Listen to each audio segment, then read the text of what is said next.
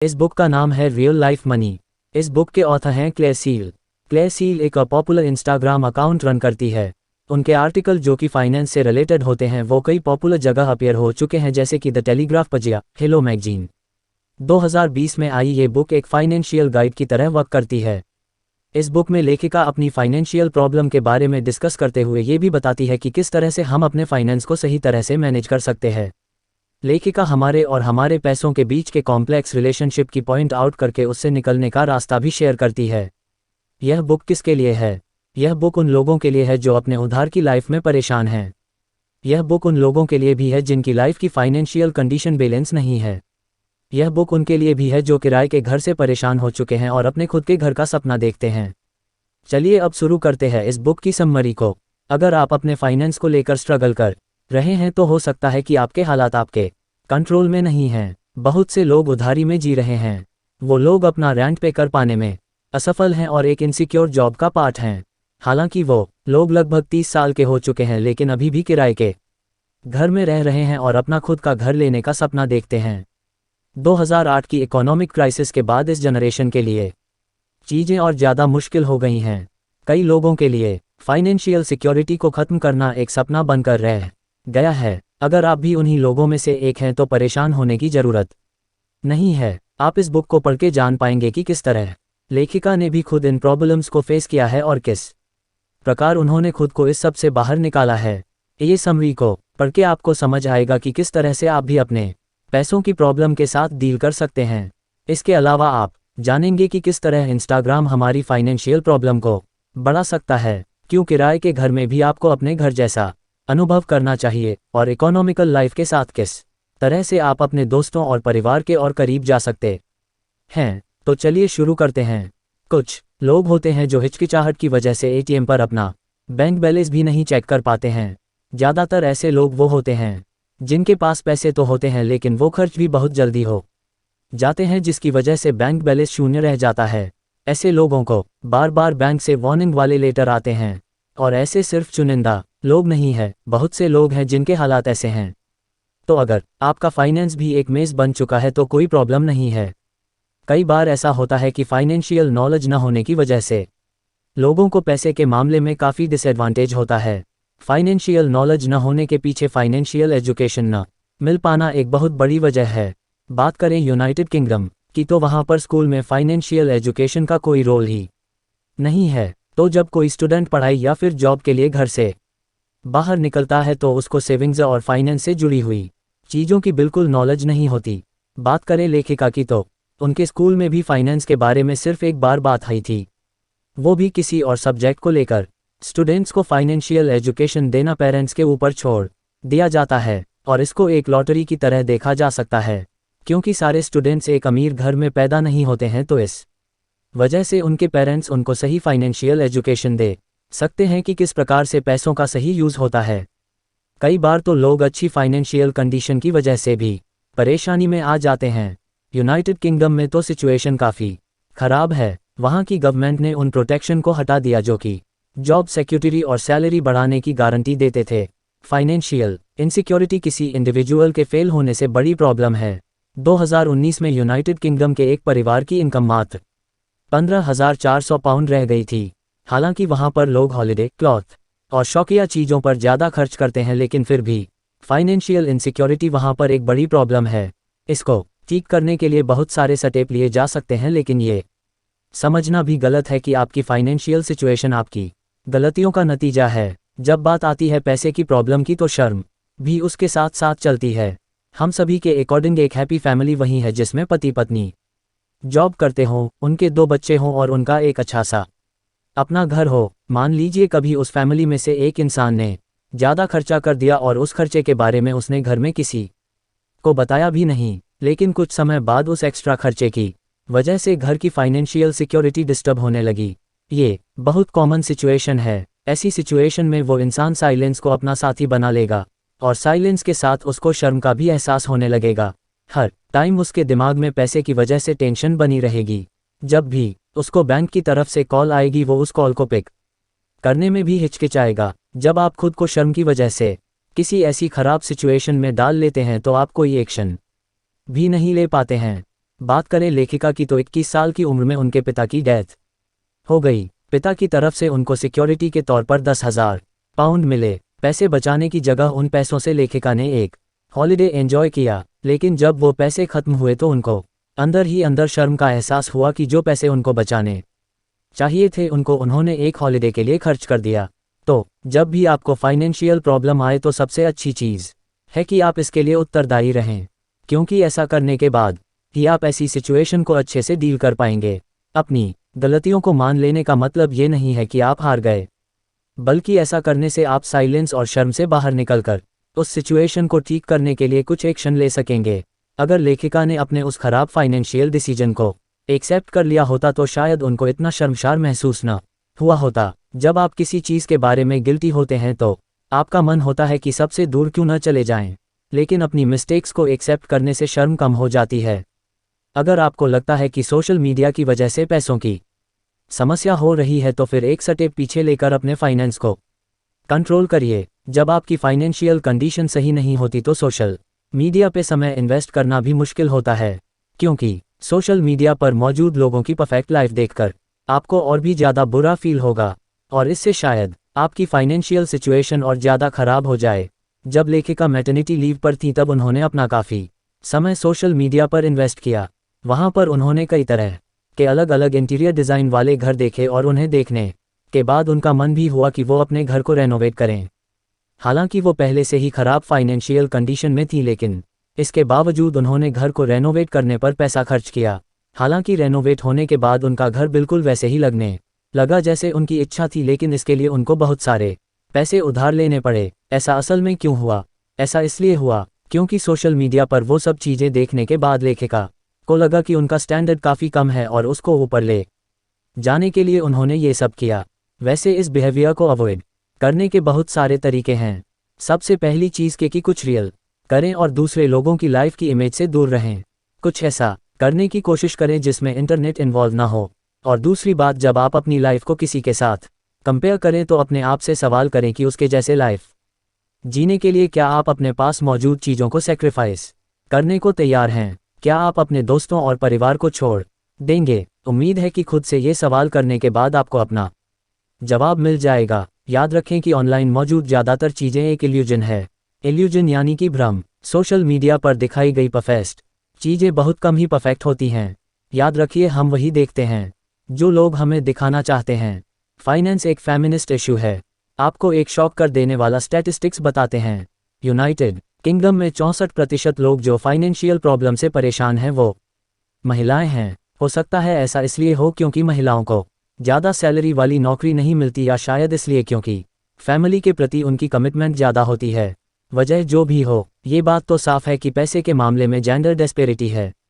बात करें जेंडर पे गैप की, यानी कि महिलाओं और पुरुषों को मिलने वाली सैलरी के गैप की, तो बीते सालों में इसमें कोई खास इम्प्रूवमेंट नहीं हुआ है। ऐसा इसलिए क्योंकि इस फील्ड में ट्रांसपेरेंसी की कमी है। बहुत सारी वर्कप्लेस पर एम्प्लॉय अपनी सैलरी के बारे में खुलकर डिस्कस भी नहीं कर सकते।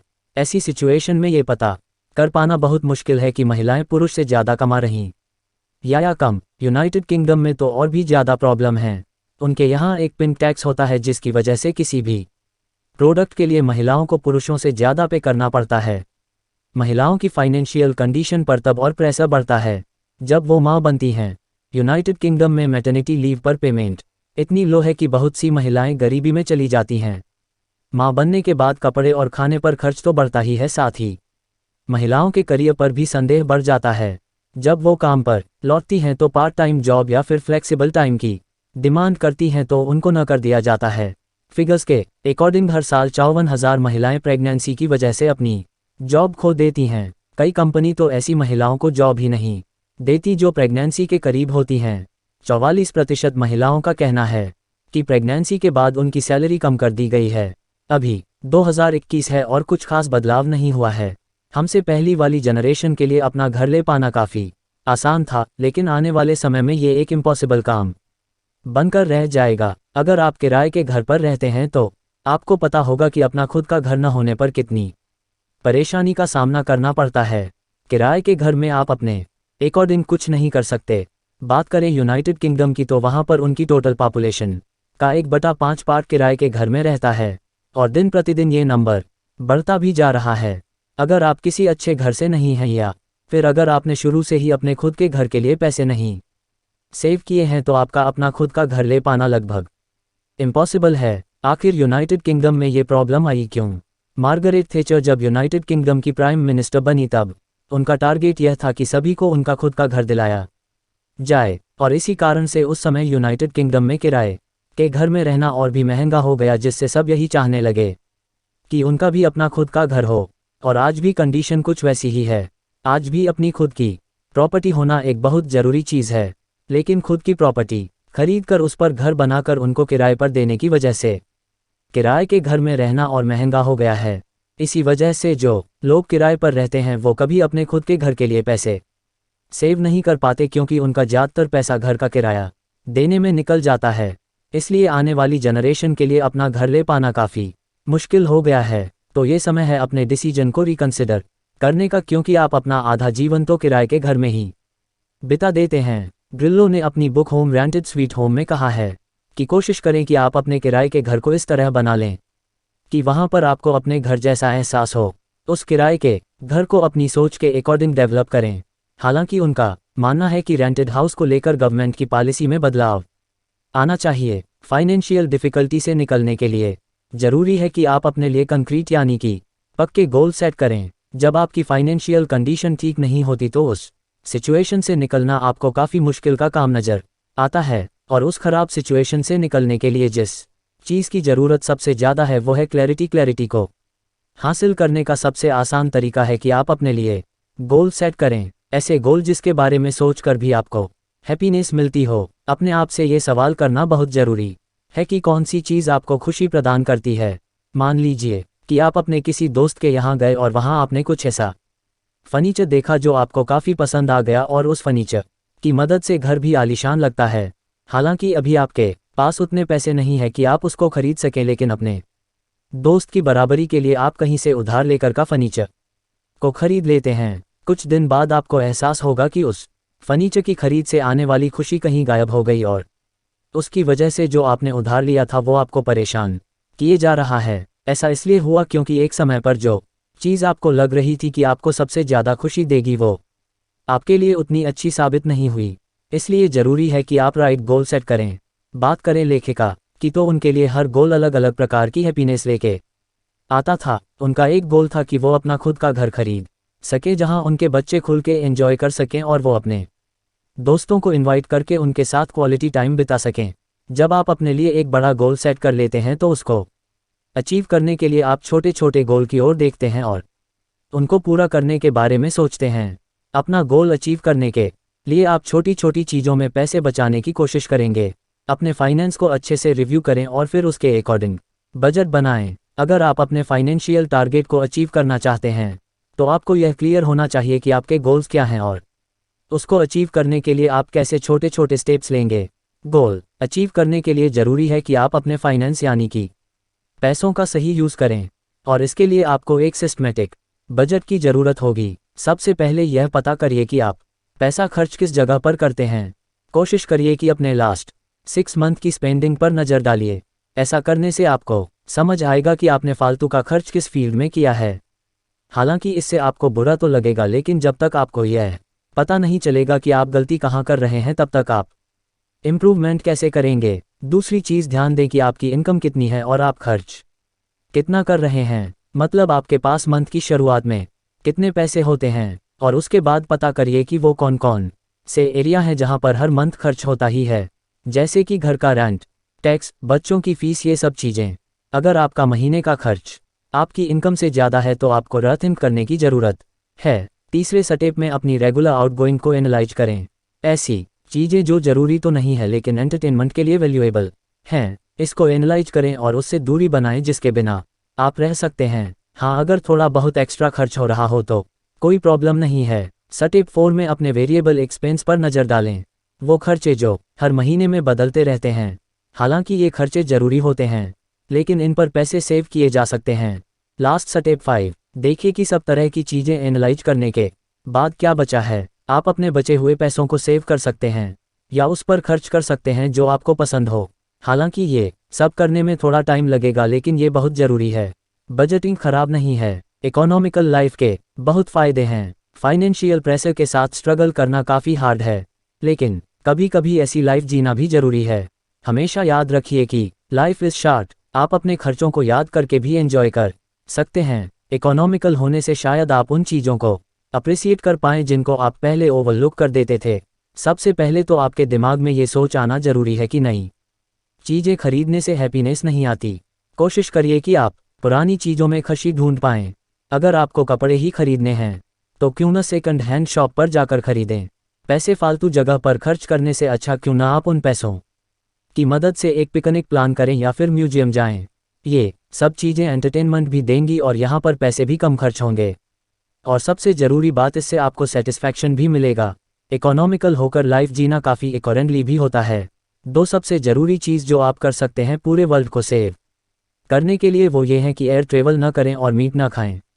इन दोनों ही चीज़ों के बिना रहा जा सकता है और इंसान इस पर ही सबसे ज़्यादा खर्च करता है। सबसे ज़रूरी चीज़, कभी भी पैसों की प्रॉब्लम को छुपाएं नहीं। जब आप अपने इकोनॉमिक जीवन को सबके सामने रखते हैं तो लोग आपसे इंस्पायर होते हैं। आखिरी और सबसे ज़रूरी चीज़, खुद को मटीरियलिज्म से दूर रखें। ज़रूरी नहीं कि आप किसी को महंगा गिफ्ट देकर ही यह साबित करें कि आप उसकी केयर करते हैं। आप महंगे गिफ्ट से ज़्यादा एक्सपेंसिव चीज़ भी दे सकते हैं, वो है आपका कीमती टाइम। कुल मिलाकर ये ज़रूरी है कि आप खुद को अपनी फाइनेंशियल प्रॉब्लम की वजह माने, लेकिन यह याद रखें कि सारी गलती सिर्फ आपकी ही नहीं है। बहुत सारी चीज़ों की वजह से ये होता है। जब आप अपनी फाइनेंशियल सिचुएशन को कंट्रोल करने के काबिल हो जाएं तो वही सही समय है जब एक अच्छा गोल आपकी हेल्प कर सकता है। Don't forget to live your life. क्या करें? अपने फाइनेंस को अच्छे से मैनेज करने के लिए एक स्क्वायर पेपर लें और जब भी आप सेविंग करें तो उस पेपर पर एक बॉक्स को कलर कर दें। जब आपको अपनी प्रोग्रेस नज़र के सामने दिखती रहेगी तो आपको एहसास रहेगा कि आप अपने गोल के कितने करीब हैं। लेवल अप चैनल पर आप सुन रहे थे real life money by clay seal book की समरी। ये समरी आपको कैसी लगी हमें कमेंट्स करके ज़रूर बताइए। आप और कौन सी समरी सुनना चाहते हैं ये भी बताएं। हम आपकी बताई गई समरी लाने की पूरी कोशिश करेंगे। अगर आपका कोई सवाल, सुझाव या समस्या हो तो वो भी हमें कमेंट्स करके ज़रूर बताएं।